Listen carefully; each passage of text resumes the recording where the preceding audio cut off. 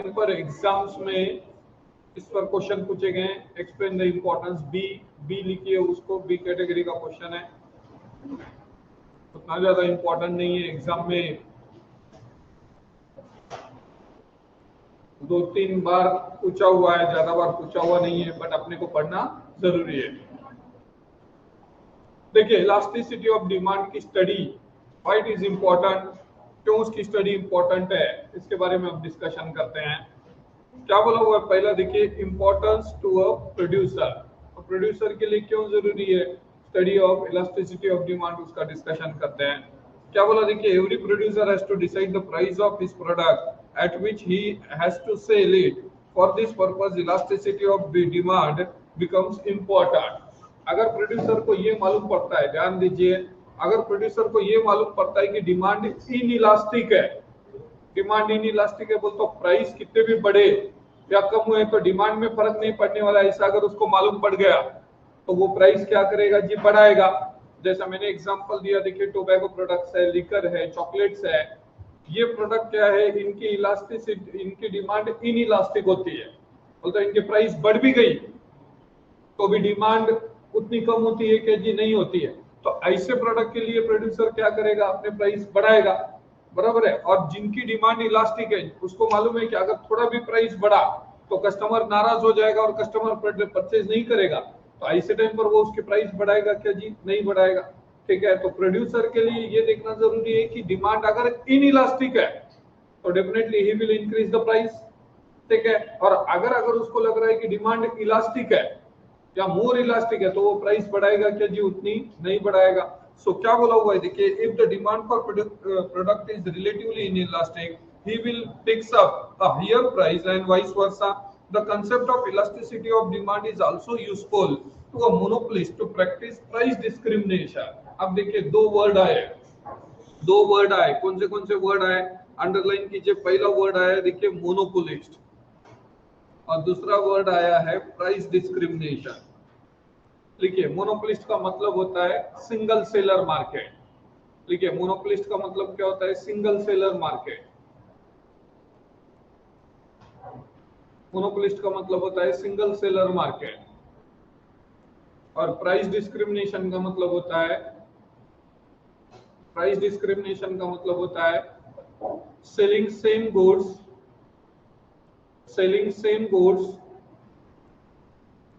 to different consumers, selling same goods to different consumers at different prices, sir एक आधा example दीजिए। देखिए, यहाँ पर एग्जांपल दे रहा हूँ, थोड़ा सा ध्यान दीजिए, एग्जांपल दे रहा हूँ।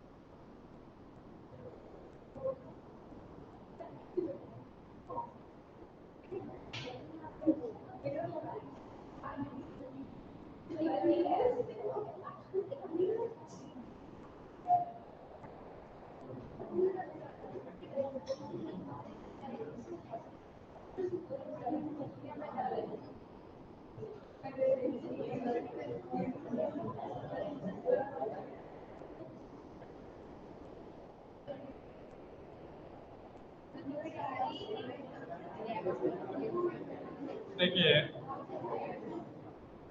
मैंने एक एग्जांपल दिया, मैंने बोला ये कोई एक सिनेमा हॉल है, बरोबर है ना। आप सिनेमा हॉल में अगर अपने पीवीआर का एग्जांपल ले तो 3 कैटेगरी में टिकट डिवाइड किए हुए हैं। ये पीछे के 2 रो है, ये रोज है और ये रोज है। आप अगर देखेंगे तो ये सिल्वर है ये गोल्ड है, ये प्लाटिनम है। यहाँ पर टिकट के रेट आप अगर देखेंगे तो 130 रुपए है। यहाँ टिकट के रेट आप अगर देखेंगे तो 150 रुपए है, और यहाँ टिकट के रेट आप अगर देखेंगे तो 180 रुपए है। ध्यान दीजिए, वीकेंड में क्या हो जाता है, वीकेंड में यहाँ पर टिकट सेम होता है। यहाँ पर क्या हो जाता है, वीकेंड में यहाँ पर टिकट करीबन 180 का कर देते हैं, और यहाँ पर आप अगर देखेंगे तो टिकट करीबन 250 रुपए के हो जाते हैं वीकेंड पे। अब आप अगर देखेंगे तो सेम प्रोडक्ट है, फर्क कितना है देखिए, सिल्वर में बैठे वाला ऐसा दिखता, गोल्ड में बैठे वाला ऐसा दिखता, और प्लाटिनम में बैठे वाला ऐसा फर्क इतना है, जाके देख लो आप। सिल्वर में बैठे वाला ऐसा ऊपर मुंडी करके ऐसा दिखता है, नहीं दिखता, बराबर है। गोल्ड वाले को क्या है, थोड़ा सा उसके आई साइड पे रहता, और प्लाटिनम वाला एकदम ऊपर बैठा रहता तो ऐसा नीचे के साइड में दिखता। फर्क इतना है, बाकी इसी के हवा सेम है, चेयर सेम है, हीरो हीरोइन सेम है। सामने जो 130 का दे रहा पैसे, जो 130 दे रहा, जो 250 दे रहा, सेम, उनको सेम, सब सेम दिखने वाला है, सब सेम एंजॉयमेंट है। बट एक ही प्रोडक्ट के डिफरेंट कंज्यूमर्स को डिफरेंट प्राइस चार्ज किए जा रहे हैं। और आप अगर देखेंगे तो वीकेंड में सिल्वर के रेट नहीं बढ़ाते, वीकेंड में किसके रेट बढ़ जाते हैं जी, प्लाटिनम के रेट बढ़ जाते हैं, बराबर है। आप देखेंगे तो प्लाटिनम के रो भी 1 या 2 ही रो रहते, ज्यादा रो नहीं रहते प्लाटिनम के। सिल्वर के रो ज्यादा रहते, गोल्ड के रो ज्यादा रहते, ठीक है। इसको बोला जाता है, this is known as price discrimination. Price discrimination बोलते selling same goods at different prices to different consumers. तो मोनोपोलिस्ट ये डिसाइड करता। अब सवाल ये खड़ा होता कि सर पूरे 130 में क्यों नहीं बेचते, क्योंकि पूरे 130 में बेचे तो जो गोल्ड और प्लैटिनम क्लास में बैठने वाला कस्टमर है वो टॉकीज में नहीं जाता।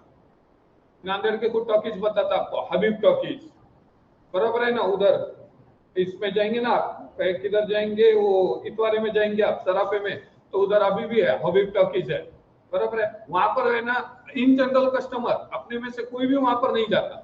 वहां बैठने वाला कस्टमर क्लास कौन सा, एकदम लो क्वालिटी का कस्टमर क्लास है, ठीक है। तो क्या हो जाता, सिल्वर में बैठने वाला एक क्लास अलग है, गोल्ड में बैठने वाला क्लास अलग है, और प्लैटिनम में बैठने वाला क्लास अलग है।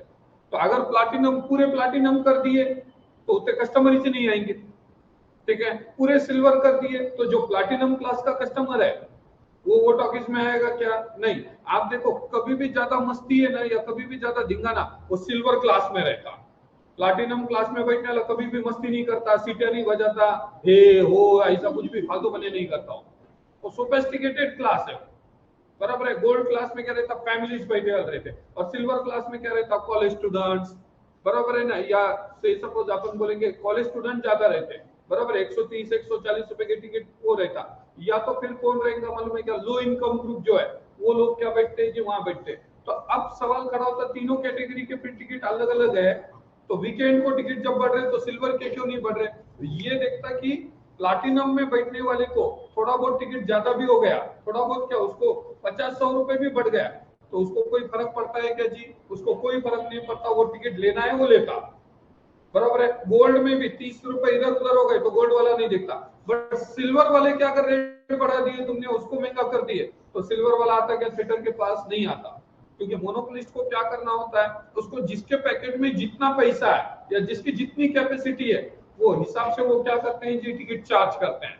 इसके लिए उनको क्या काम में आती है जी, इलास्टिसिटी। अब जिसके पास बहुत पैसा है या जो हरदम प्लैटिनम क्लास में बैठता, बराबर है ना, उसको तुमने अगर बोले कि भाई रेट थोड़े बढ़े हुए हैं, उन्होंने बोलता कोई फर्क नहीं पड़ेगा, दे दो, बराबर है। बट जो हरदम सिल्वर क्लास में बैठता, उसको बोले कि 180 रुपए टिकट हो गया, उन्होंने टॉकीज में आया वाला वापस निकल जाता, या उन्होंने ऑनलाइन भी बुकिंग करता क्या जी, नहीं करता। तो इसके लिए इलास्टिसिटी ऑफ डिमांड काम में आती है। वो तो जो रिच क्लास है उसकी डिमांड इन इलास्टिक है, वो ज्यादा टिकट देंगे, ज्यादा चार्ज करेंगे तो भी वो टिकट लेने को रेडी है। बट जो सिल्वर क्लास में उसकी डिमांड क्या है जी, इलास्टिक है, वो ज्यादा टिकट चार्ज करेंगे तो वो लेगा क्या, नहीं लेगा। तो इसके लिए भी क्या काम में आता है जी, इलास्टिसिटी ऑफ डिमांड काम में आती है, ऐसा बोला हुआ है। बोले तो सर इनकी डिमांड आप अगर देखेंगे तो ये लोगों की demand is something like this, इनकी डिमांड ऐसी है। तो ये जो क्लास है इसकी डिमांड कैसी है जी, ऐसी है। समझ में आ गया क्या? बोले तो यहां पर इलास्टिक है और यहां पर क्या है जी, इन इलास्टिक है ना। तो मोनोपोलिस्ट क्या करेगा, जहां पर इन इलास्टिक डिमांड है वहां प्राइसेस हायर चार्ज करेगा, और जहां डिमांड इलास्टिक है वहां प्राइसेस क्या कर देगा जी, वो कम रखेगा कि नहीं रखेगा। तो ये मोनोपोलिस्ट को भी क्या होता है जी, काम में आता है। और प्राइस डिस्क्रिमिनेशन ऐसा बोला हुआ है। अपन 5वें चैप्टर में ये मोनोपोलिस्ट और प्राइस डिस्क्रिमिनेशन वापस पढ़ेंगे, ठीक है। नेक्स्ट क्या बोला, देखिए आपके पास इंपॉर्टेंस टू द गवर्नमेंट। अब गवर्नमेंट को क्यों इंपॉर्टेंट है, गवर्नमेंट क्या करती है, जिनका रिवेन्यू बहुत ज्यादा है या जिनका इनकम बहुत ज्यादा है, उनको पैसों की इलास्टिसिटी का, उनको पैसों की यूज कम है, यूटिलिटी कम है, उनके लिए डिमांड इन इलास्टिक हो जाती है, बराबर है। तो ऐसे लोगों से पैसे खींचने के लिए उन पे टैक्स ज्यादा चार्ज करती है, और जिनके पास पैसे कम है, बराबर है ना, तो उनपे टैक्स क्या किए जाते हैं जी, कम लगाए जाते हैं। दूसरा, जो चीजों की डिमांड इन इलास्टिक है, tobacco products, cigarette, liquor, government क्या देखते हैं, इनकी डिमांड इन इलास्टिक है, तो ऐसे पे टैक्सेस ज्यादा लगाती है। और जो चीजों की डिमांड इलास्टिक है उस पे टैक्सेस क्या लगाती है जी, गवर्नमेंट कम लगाती है। सो क्या बोला, देखिए taxation policy of government is based on the concept of elasticity of demand. Those commodities whose demand is relatively inelastic will be taxed more because it will not affect their demand and vice versa। ये जो है ना relatively inelastic है commodities, इसका example लिखे, for example tobacco products, liquor, for example tobacco products, liquor.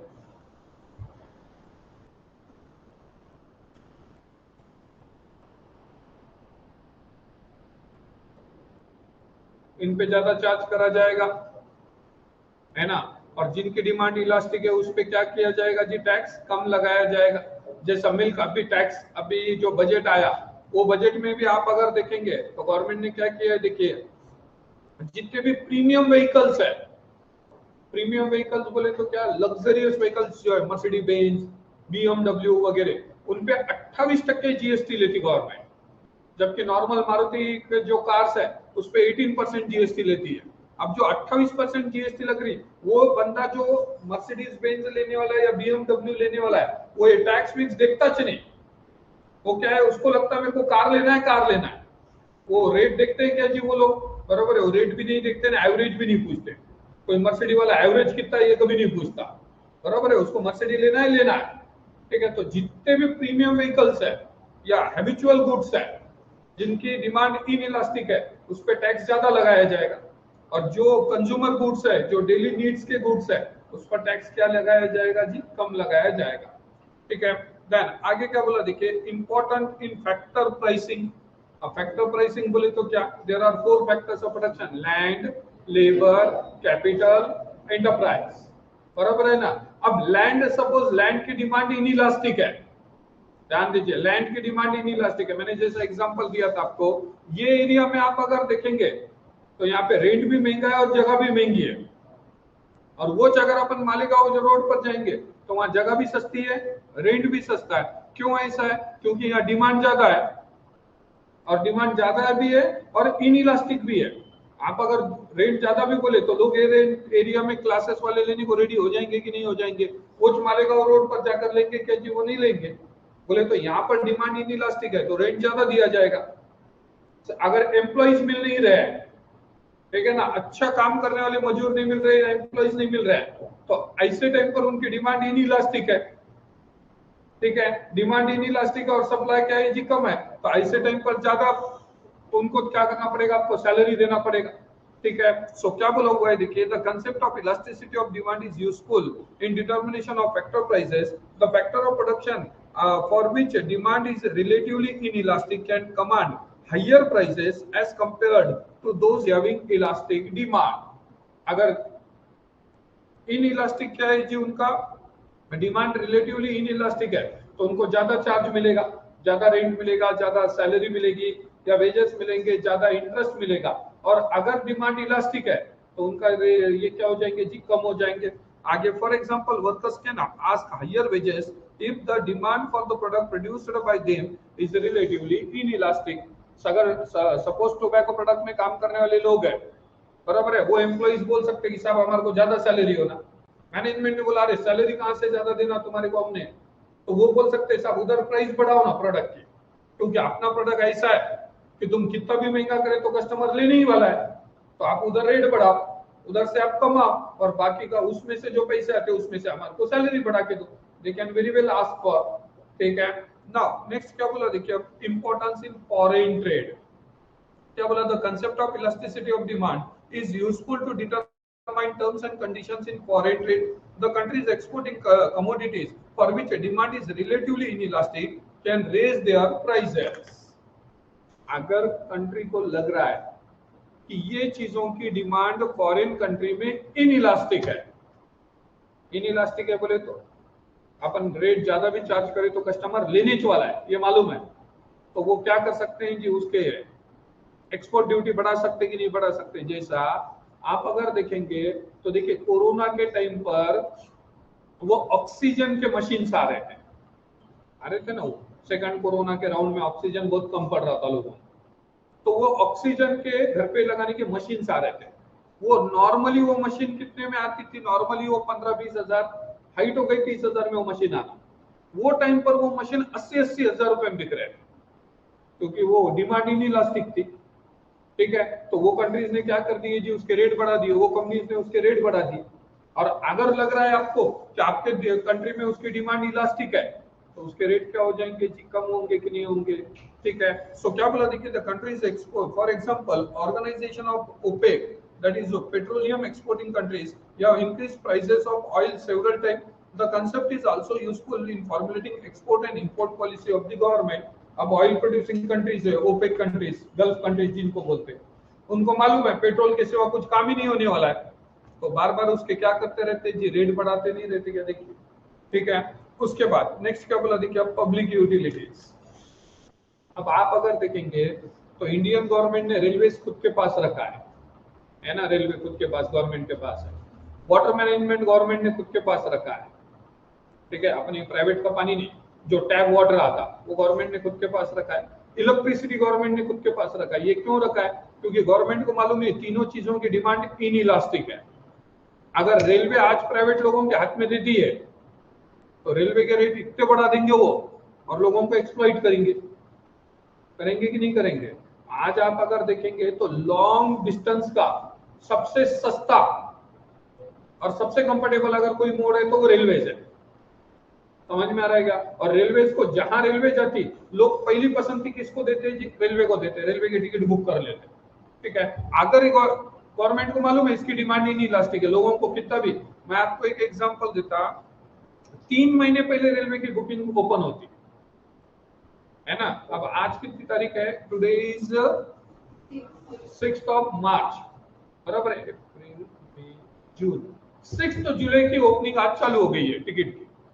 तुम आज जाके अगर सचखंड वगैरह में टिकट बुक करने की कोशिश करेंगे तो अभी तुम देखेंगे तो सचखंड में बहुत कम टिकट बचे होंगे, या तुम देखेंगे तो 1-2-4 दिन में वेटिंग लगना चालू हो जाती है वहां पर। लोग इतने पहले टिकट बुक करते, बोलते लोगों को कितने ट्रैवलिंग का ये है। अगर मालूम है ये जब इतना लोगों की डिमांड है, इसका मतलब डिमांड ही नहीं इलास्टिक है, तो ये अगर प्राइवेट लोगों के हाथ में दे दिए तो वो क्या करेंगे जी, इसके रेट तूफान बढ़ाकर रखेंगे। अभी अपने यहाँ टैप वाटर आता है शाम में, ठीक है, अपन अगर अच्छी मोटर लगाए तो अब 10-20 हजार लीटर पानी तो ऐसे जमा कर लेते हैं अपन वो टैप वाटर से। अगर वो प्राइवेट लोगों क्या है, सरकार साल भर में उसका कितना लेती, महानगर पालिका 2-1 हजार रुपए उसकी पानी पट्टी लेती, और जो गरीब है उनको तो बहुत कम लेती, ठीक है। जहाँ कमर्शियल यूज होगा वहां पर थोड़ा ज्यादा लेती।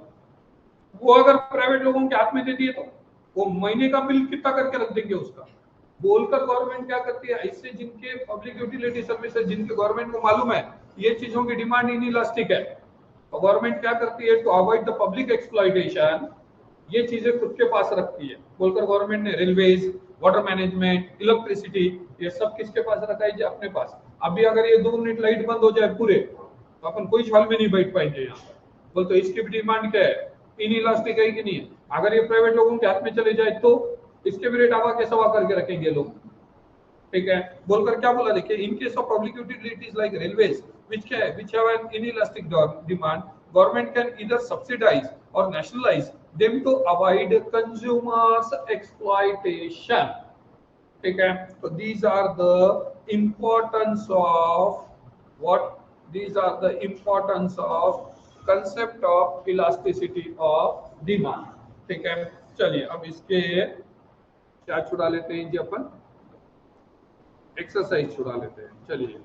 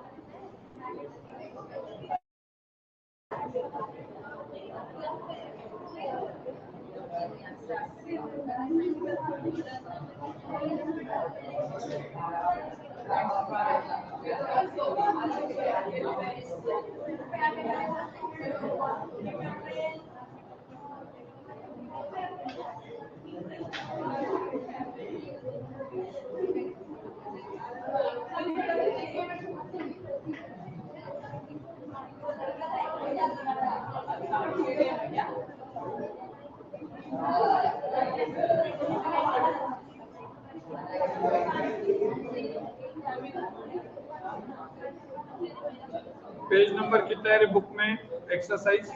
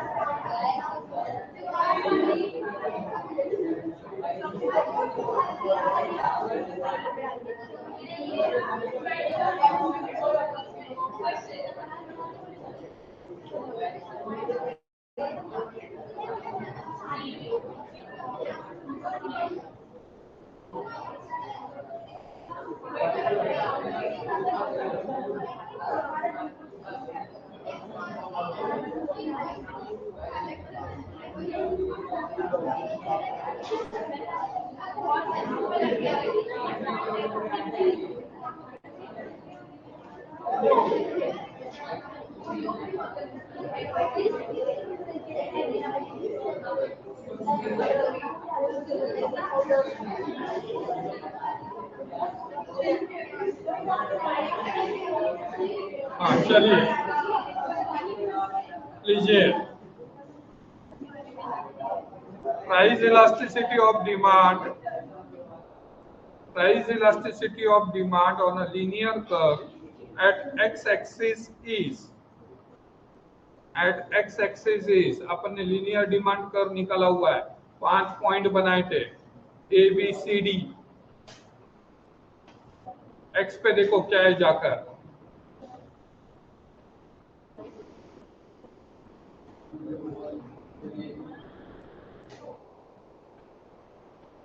जीरो है क्या, देखो x पे जीरो है, y पे इंफिनिट है, बराबर है क्या, ठीक है। Price elasticity of demand on a linear demand curve at y axis is equal to infinity, demand curve is parallel to x-axis in case of perfectly elastic demand. When percentage change in quantity demanded is more than percentage change in price, the demand curve is flatter. Demand ज्यादा है तो flatter, price ज्यादा है तो steeper. उसके बाद ED equal to zero in case of necessities। उसके बाद give economic term, give economic terms, पहला degree of responsiveness of quantity demanded to change in income, income elasticity of demand, लिखिए income elasticity of demand, income elasticity of demand, degree of responsiveness of change in quantity demanded of one commodity due to change in the price of another commodity, cross elasticity of demand।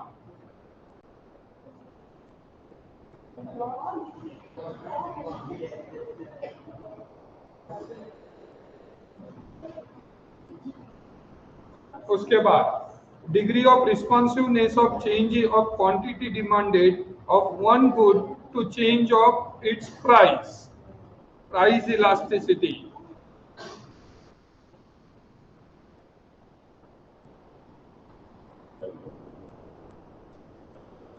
Then elasticity resulting from infinite change in quantity demanded, perfectly elastic demand, perfectly elastic ही बोले थे ना रे अपने, अभी हुआ था ना,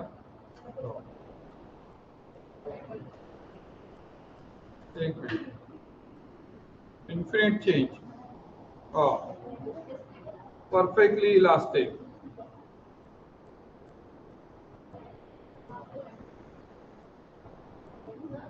elasticity resulting from a proportionate change in quantity demanded due to proportionate change in price, elasticity resulting from proportionate change in quantity demanded due to a proportionate change in price, price elasticity।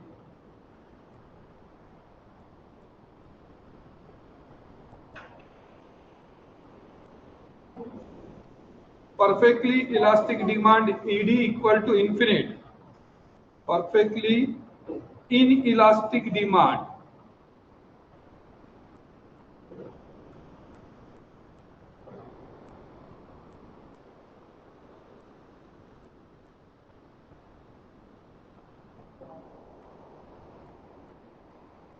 उसके बाद rectangular hyperbola, हाँ कहीं में आता rectangular hyperbola, unitary elastic,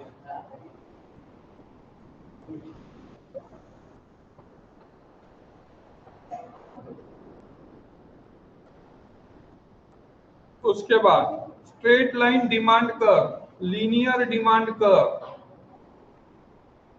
straight line demand curve, linear demand curve, non linear demand curve. अपन ने वो ऐसा क्रॉस निकाल के ये लाइन खींचे थे, देखो उसको क्या बोले थे, देखो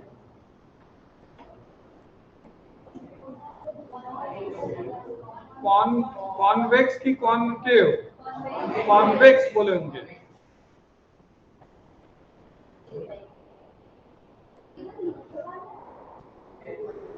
उसके बाद पेन एंड इंक कॉम्प्लीमेंट्री, देखो pen and ink complementary goods है।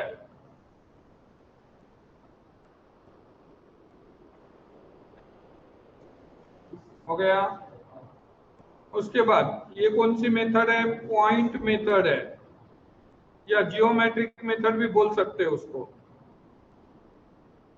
जियोमेट्रिक मेथड या पॉइंट मेथड है उसका नाम। अपन ने देखे थे ना, निकाले थे ना, 4 पॉइंट बनाए थे 5-5 सेंटीमीटर। हाँ, अब असर्शन क्या है, देखो elasticity of demand explain that one variable is influenced by another variable. सही है statement. The concept of elasticity of demand indicate the effect of price and change in other factors on demand. अब क्या सही है क्या गलत है मेरे को बताओ।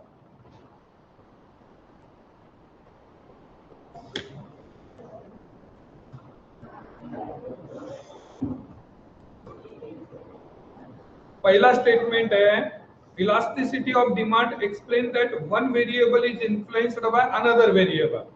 ये सिर्फ इलास्टिसिटी की डेफिनेशन है,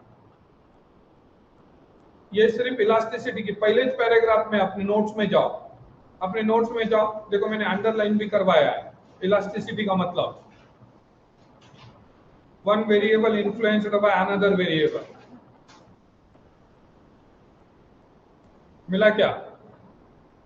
पेज नंबर बोल, 32 पे है, अंडरलाइन करे वाला है ना। ये देखो, ये कई की डेफिनेशन है, one variable is influenced by another, ये इलास्टिसिटी की डेफिनेशन है। बराबर है कि नहीं है? ये इलास्टिसिटी की डेफिनेशन है। प्राइस इलास्टिसिटी क्या बोलता? प्राइस इलास्टिसिटी क्या बोलता? When demand is influenced by change in price. ठीक है। Second statement, the concept of elasticity of demand indicate the effect of price and changes in other factors on demand. Effect of price and changes in other factors on demand. मेरे को बताओ, the concept of elasticity of demand indicate effect of price, ये सही है, and changes in other factors on demand क्या है? Changes in demand होना चाहिए, अदर फैक्टर्स इन डिमांड क्या होता है? ठीक है, तो अब क्या है बताओ, बोलो।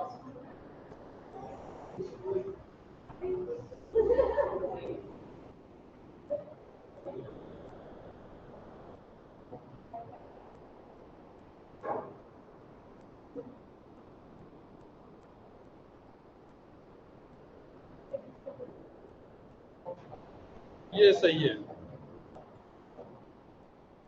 लिखिए A is true but R is false. A is true but R is false. A true statement है but R false statement है। Second, assertion, a change in quantity demanded of one commodity due to change in the price of another commodity is cross elasticity। सही है। Changes in consumer income lead to changes in quantity demanded, दोनों भी सही है, but both A and R are true, but R is not correct explanation of A। बराबर है ना? Correct explanation नहीं है उसका, क्रॉस इलास्टिसिटी का थोड़ी एक्सप्लेनेशन है। उसके बाद नीचे assertion, degree of price elasticity is less than 1 in case of relatively inelastic demand। degree of price elasticity is less than 1 in relatively inelastic demand। बराबर है। changes in demand is less than changes in price, changes in demand is less than changes in price, ये है। both A and R is true. R is correct explanation of A. लिखो. हाँ, अब निकालो notebook.